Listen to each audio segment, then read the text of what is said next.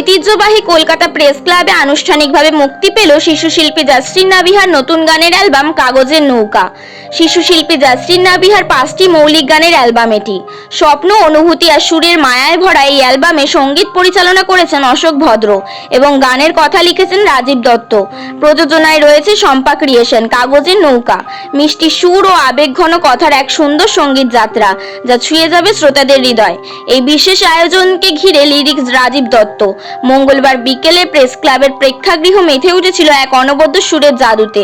বিশিষ্ট সঙ্গীত পরিচালক অশোক ভদ্রের পরিচালনায়, গীতিকার প্রিয় চট্টোপাধ্যায়, রাজীব দত্ত এবং দেবাংশু চক্রবর্তীর কথায়, শম্পা ক্রিয়েশনের প্রযোজনায়, সুব্রত কারজানা ও সুমিত দাসের নির্দেশনায় মুক্তি পেল জাসরিনের 5টি মৌলিক গান। প্রজেক্টরের মাধ্যমে একে একে মুক্তি পায় শিশুশিল্পী জাসরিনের গাওয়া ও অভিনীত এই গানগুলো। সেই সাথে গানগুলো রিলিজ করা হয় জাসরিন মিউজিক নামে শিল্পী নিজস্ব ইউটিউব চ্যানেল ও ফেসবুক পেজে। শিশুশিল্পী জাসরিনের কণ্ঠে গাওয়া এই গানগুলি সকলের মন ছুঁয়ে যায়। প্রশংসায় ভরে ওঠে গোটা প্রেক্ষাগৃহ। সকলেই জাসরিনকে আদরে ও স্নেহে ভরিয়ে দেন। এদিন অনুষ্ঠানে ভিড় ছিল চোখে পড়ার মতো। উপস্থিত ছিলেন সঙ্গীত পরিচালক অশোক ভদ্র নিজে। এছাড়া উপস্থিত ছিলেন বিশিষ্ট গীতিকার প্রিয় চট্টোপাধ্যায়, রাজীব দত্ত, অভিনেত্রী দেবিকা মুখার্জি সহ আরও অনেক বিশিষ্ট জনেরা। দক্ষিণ 24 পরগনার ফলতা থানার প্রত্যন্ত নিয়োগিরাট গ্রামের এই শিশুশিল্পীর এই সঙ্গীত চর্চার পিছনে তার বাবা আইনজীবী জসিমউদ্দিন, মা শম্পা ও মামা আব্বাসের ভূমিকা অনেকটাই। মুসলিম পরিবারের নানা বাধ্যবাধকতার মধ্যেও ফলতা থানার প্রত্যন্ত নিয়োগিরাট গ্রাম থেকে প্রতিদিন মেয়েকে নিয়ে সঙ্গীত চর্চার জন্য ঘন্টার পর ঘন্টা যাতায়াত করে যেভাবে তারা জাসরিনকে এগিয়ে নিয়ে চলেছেন, এই প্রশংসার ভাগিদার তারাও। তাদের আশা, তাদের মেয়ে একদিন সঙ্গীতের ঝুলি নিয়ে অনেক দূর এগিয়ে যাবে।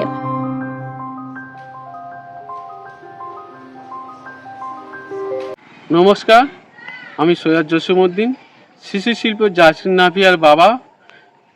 ফলতা থানায় প্রত্যন্ত গ্রাম থেকে বিভিন্ন বাধা বিপত্তির মধ্যে দিয়ে জাসরিনকে গানের জগতে এগিয়ে নেওয়ার চেষ্টা করছি। আজ ওর 5টি গান রিলিজ হলো, আপনারা শুনবেন, খুব ভালো লাগবে। ওকে আশীর্বাদ করুন যাতে আরও গানের জগতে এগিয়ে যেতে পারে। নৌকোতে চল ঘুরতে যাব, যেখানে হাঁটতে মাঠে বন্ধু পাবো, সবুজের মাঠ পেরিয়ে দস্যি ঘোড়ায় আমাদের স্বপ্নগুলো ধরতে যাব। কে যাবি আইরে ছুটে, জানা যায় বাঁধন টুটে, নতুন নতুন দেশ ঘুরে বেড়াবো, নতুন নতুন দেশ ঘুরে বেড়াবো। কাগজের নৌকোতে চল ঘুরতে যাব, যেখানে হাঁটতে মাঠে বন্ধু পাবো। আমার তো খুবই ভালো লাগছে। ক্লাস 4-এ পড়ি। অনেক অনেক কাটা গিয়েছে, গোনা যায় না। সবথেকে প্রিয় গান তোমার নাম কি? আমি আপ্লুত, আমি খুব আনন্দিত, এটাই প্রথম বলবো।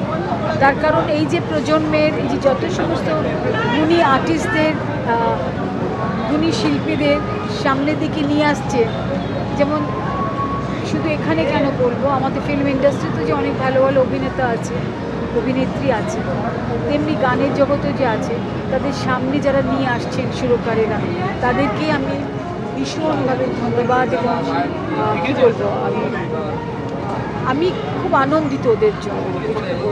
যেমন অশোকটাকে দেখছি, অশোকটাকে প্রায়শই দেখি যে নতুন প্রজন্মের যারা যারা সত্যি ভালো গান জানে এবং গলা সুন্দর, তাদেরকে এগিয়ে নিয়ে যাওয়া বা তাদেরকে একটা দায়িত্ব নিয়ে তাদেরকে এগিয়ে নিয়ে যাওয়া, এই যে একটা মানসিকতা, এটাকে আমি কুর্নিশ জানাই।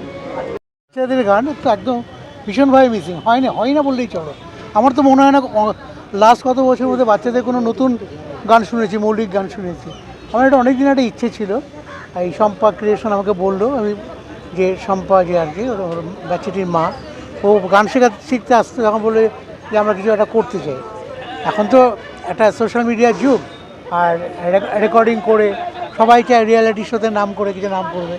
আমি তখন বললাম ঠিক আছে, বাচ্চাদের গান যখন মিসিং, আমি একটা বাচ্চাদের নিয়ে কিছু ভাবি একটা। আমি দেখলাম ও পারবে, অনেক বাচ্চাকে টেস্ট করার দেখলাম ও পারবে, এবং যথেষ্ট দক্ষতার সাথে ও গেয়েছে। এবং কঠিন কঠিন গান যেগুলো করেছে, প্রিয় লেখা, প্রিয় চট্টোপাধ্যায়ের লেখা, রাজীব দত্তের লেখা, দেবাংশু চক্রবর্তীর লেখা, প্রত্যেকেও সাবলীলভাবে গিয়েছে। এবং যারা টোটাল টিমে কাজ করেছে, ভিডিও যারা করেছেন, তারা প্রত্যেকে অক্লান্ত পরিশ্রম করে এটাকে তৈরি করেছে। আমার উদ্দেশ্য একটাই, যে বাচ্চাদের গান নতুন রাখা, এখন রিয়ালিটি শোতে যে সমস্ত গান বাচ্চাদের, একটা 6 বছরের বাচ্চাকে এই হিমেশের গান গাওয়াচ্ছে, বা ফলে সেই বাচ্চাদের সেই শৈশব ব্যাপারটা থাকছে না।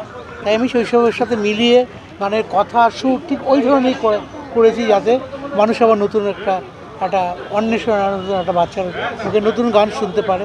এখন সবার কাছে, মিডিয়া সব বন্ধুদের কাছে অনুরোধ, ওকে আপনারা আশীর্বাদ করুন আর ওকে একটু তুলে ধরুন ইসের মাধ্যমে, প্রচারের মাধ্যমে।